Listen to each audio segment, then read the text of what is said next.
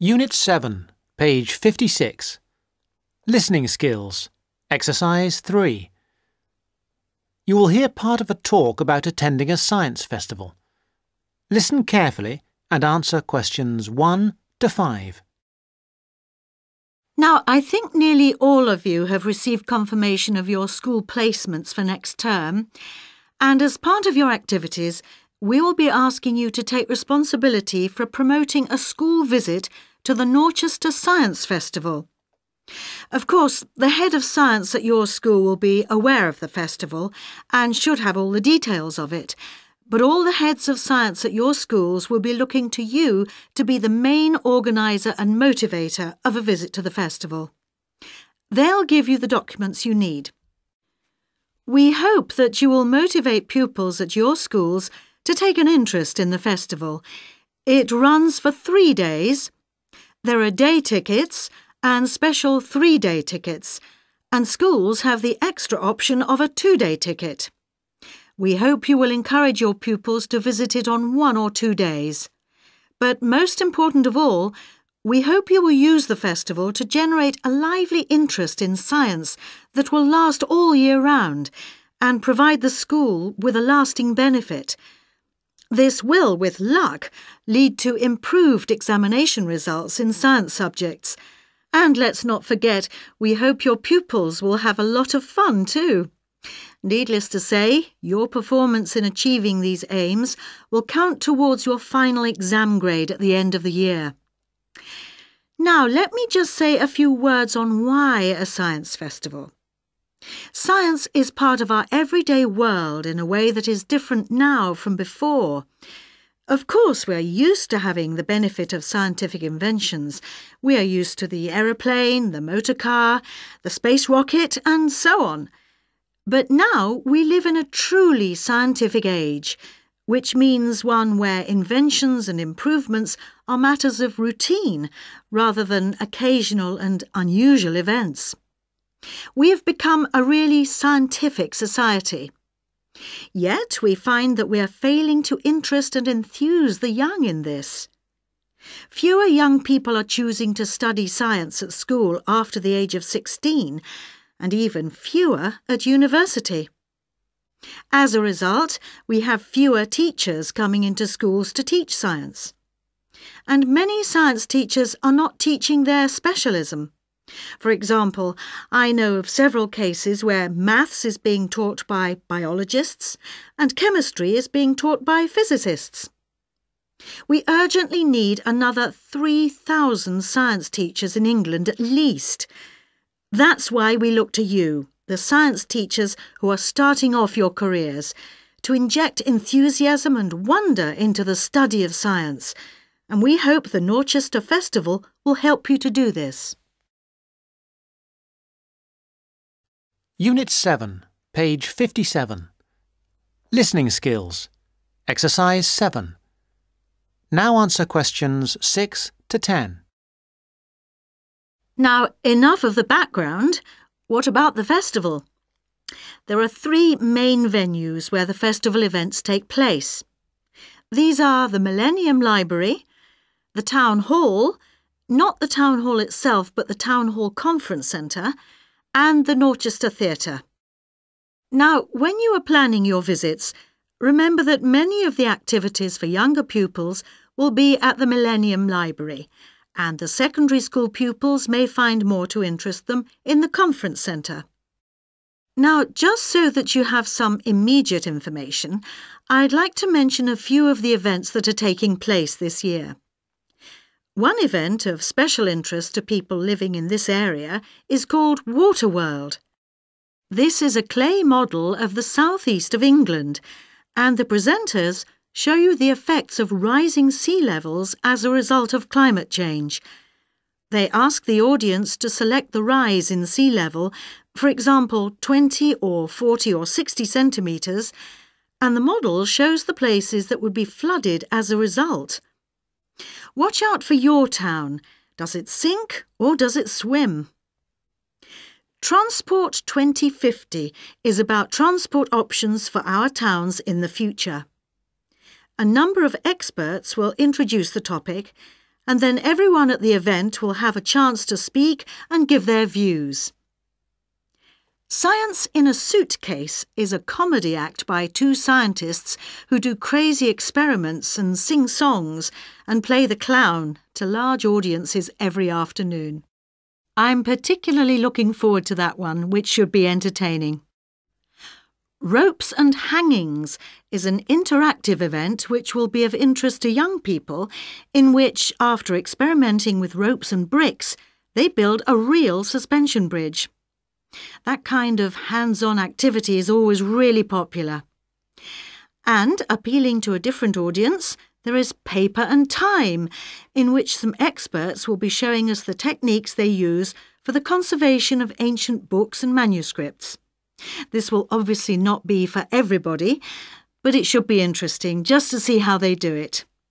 Now, let's move on to tickets and transport to the festival. Unit 7, page 59. Speaking Skills, Exercise 8. Speaker 1. Well, some people would say that it's a great help, in that lots of tasks are much easier than they were in the past. I'm not sure, because some gadgets create a lot of work in themselves to maintain, and we end up just finding other new chores to take up the time. Speaker 2. It's often said that the arts offer something to society, and therefore it's in everyone's interests if they get funding from the state. That's not my view, because if they were really that important, people would just be happy to pay higher ticket prices. Besides, if there was no funding, it would force them to think more commercially. Speaker 3. There is an argument that scientists are too isolated, that they work in specialised departments and don't really think about the consequences of their ideas on the world outside. I really don't think that's true. I mean, things have changed and a lot of scientists are interested in how their work is seen by non-specialists. Unit 7, page 60. Speaking Skills, Exercise 13. The Arts and the Sciences. Unit 7, page 60. Speaking Skills, Exercise 14. A. People say that science will provide the answers to all our problems, but I don't think that outcome is very likely. B. There are many inventions which came from China in the distant past, and now a lot of brilliant scientists are working there. C. Some scientific inventions have resulted in great harm. Others have resulted in some useful labour-saving products. Unit 7, page 61. Exam Listening, Section 3. You will hear some students talking about an arts assignment. Listen carefully and answer questions 21 to 25. What have you been working on, Arthur? I've been looking into the funding of the arts by the Arts Association.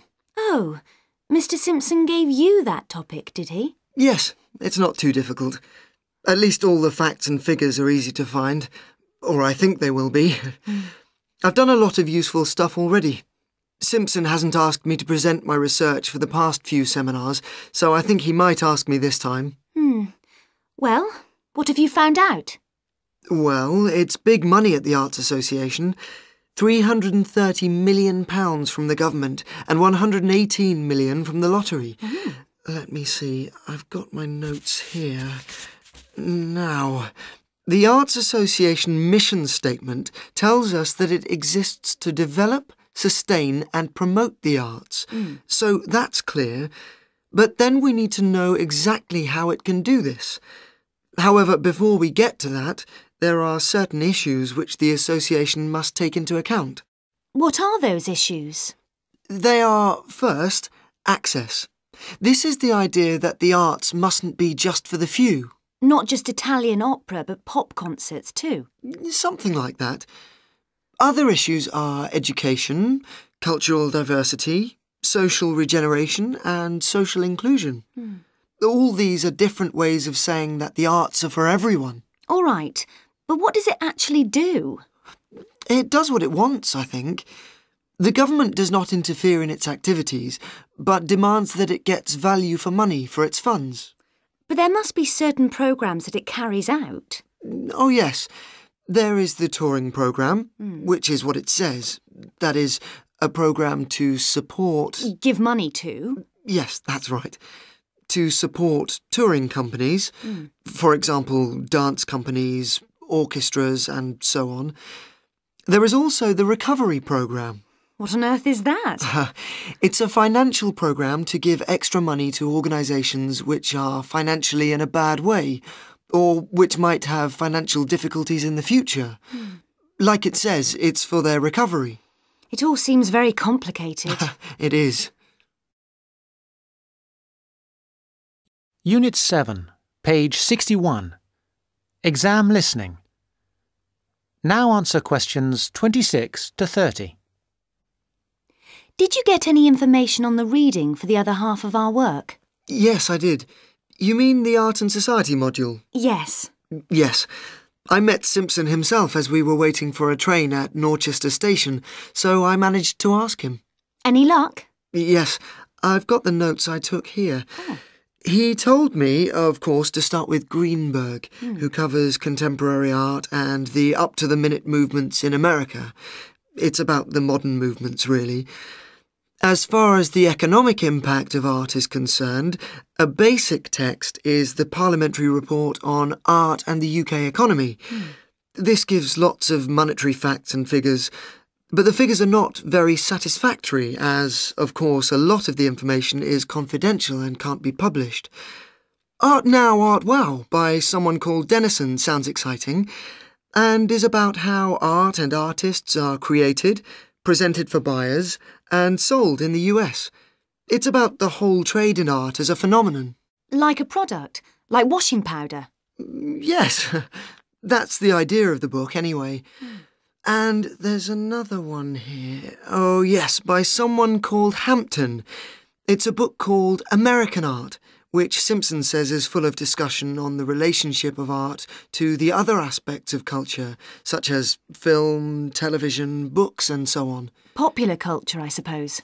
Not just popular. Culture of all sorts, I imagine. Finally, for the spiritual and more abstract aspects of art, he recommends Art and the Mind of Modern Man by Frick. It's sort of about how art relates to how we think. He did have lots of other recommendations, but luckily his train arrived before he could move on to them. These seem enough to me. Yes, they're a good place to start. We will be busy.